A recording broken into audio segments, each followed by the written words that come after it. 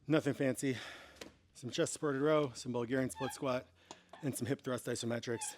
But the next question is, I have a client, this was in one of my mentorship calls. One of my mentees has a client who's been tracking her calories for 3 years and just started working with him and is completely disheartened with the process. It just still hates the way she looks,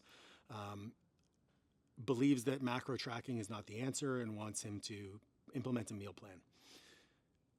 This brings with it a few different topics. The first one is whenever I hear someone who's been tracking macros for 3 years and is still not happy with the results, that tells me that they've been extremely restrictive for an extended period of time and more than likely have engaged in a lot of yo-yo dieting behaviors. The other thing is believing that there is one answer that is going to fix everything, one meal plan or one macro target that is going to solve all of her life's problems. This is going to come with it a lot of challenges when it comes to when it comes to addressing limiting beliefs with your clients. You're going to have to create buy-in, like I said before, by setting them up for some little wins.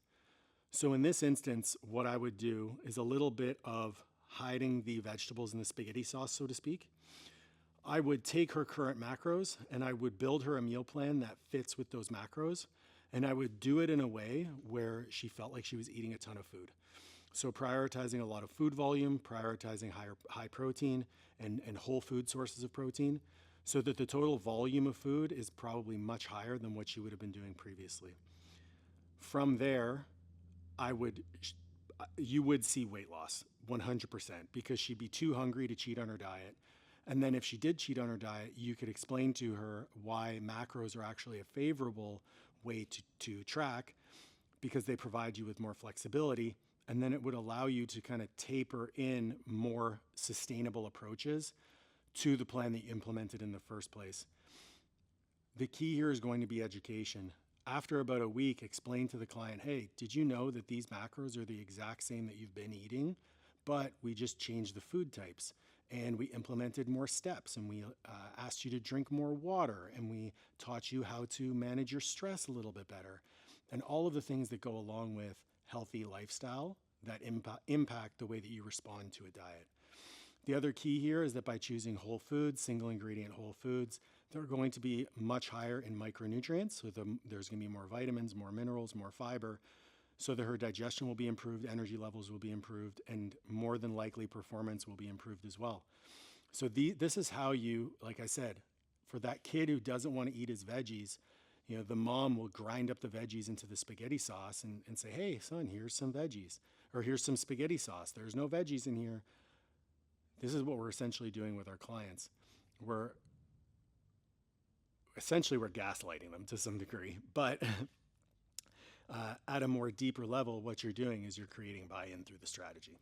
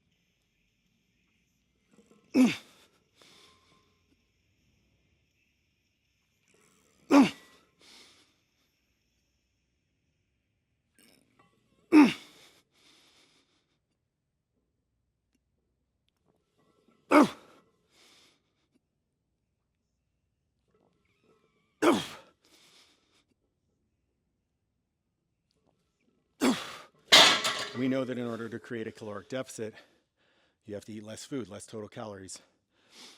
But less total calories doesn't always have to mean less food volume, less amount of food. And that's essentially what we're trying to teach this client. And one thing that I preach is that, again, you can have all the information in the world. And I talked about it with the programming question. It comes down to understanding people. So that's why having a lot of knowledge without understanding you miss out on context. And that's essentially what we're after here, is the context of applying the information to the person.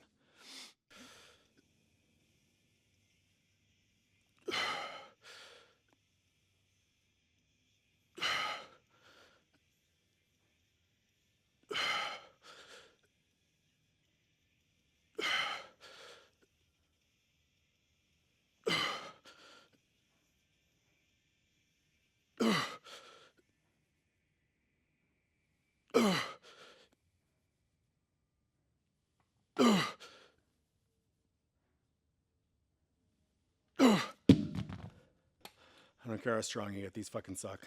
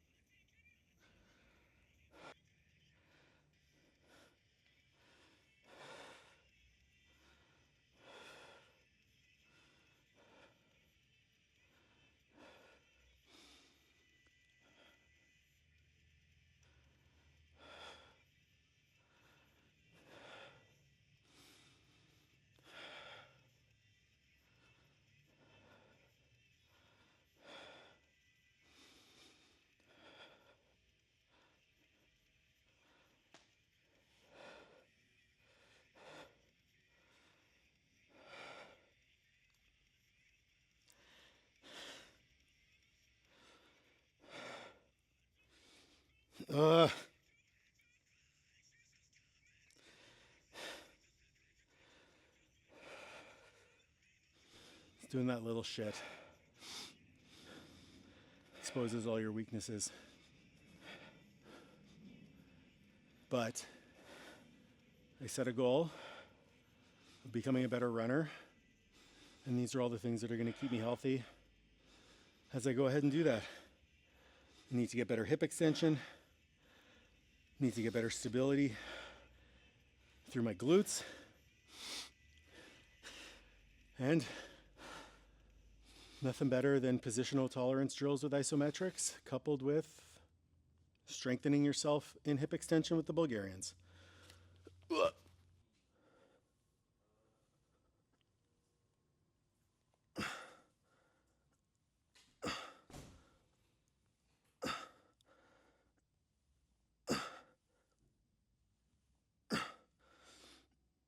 All right, next question. So there's a lot of discussion online about something called imposter syndrome. Personally, not a big believer, because if you feel like you're an imposter, chances are that you're an imposter. You're probably speaking on a topic that you have no business speaking on, or you're generally unprepared for what it is that you're about to do. One of my coaches is dealing with this to a large degree because he's trying to coach nutrition when his own nutrition isn't dialed in. And if you follow the channel, you know that being a product of your product is a core value that I have in business and in life. I want my words to directly reflect my actions. And my response to this coach was, if you're not doing what you're supposed to be doing, you have no business coaching others on what they're supposed to be doing. I'm going to share, something here. This week, I had a bit of a crash out. It happens very rarely, but it happened. And the reason is our tax situation in Canada. If you're new to the channel, we immigrated from Canada to the US and moved our entire business here. That brought with it some implications for taxes back home. Our tax situation in Canada is one that needed a lot of attention. And I had absolutely procrastinated and put it off until the last minute. And when it came time to the deadline and I was staring down the barrel of a few hours of work, it dawned on me that I wasn't practicing what I was preaching. And that is a direct shot to my identity, because I believe I am someone who gets hard shit done. I'm someone who does hard things. And I was absolutely procrastinating on this hard thing simply because I just didn't want to do it. That is what I would determine as imposter syndrome. So if you're not practicing what you preach, you should not be trying to influence others. Point blank, period. What better motivator for you to get your shit in order than the pressure that you feel to be the ideal that your clients are shooting for? And I'm not going to belabor that point. You need to be the ideal that your clients are shooting for. They are trying to buy a solution that you are selling because you are a direct reflection of that solution. So my advice to this coach was to get your shit in order or change careers. End of story.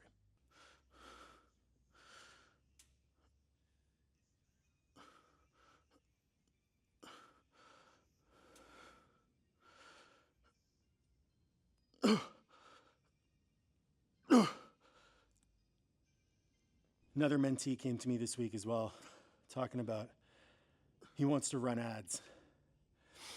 And this is something that I think is a misunderstood topic, and I'll tell you why.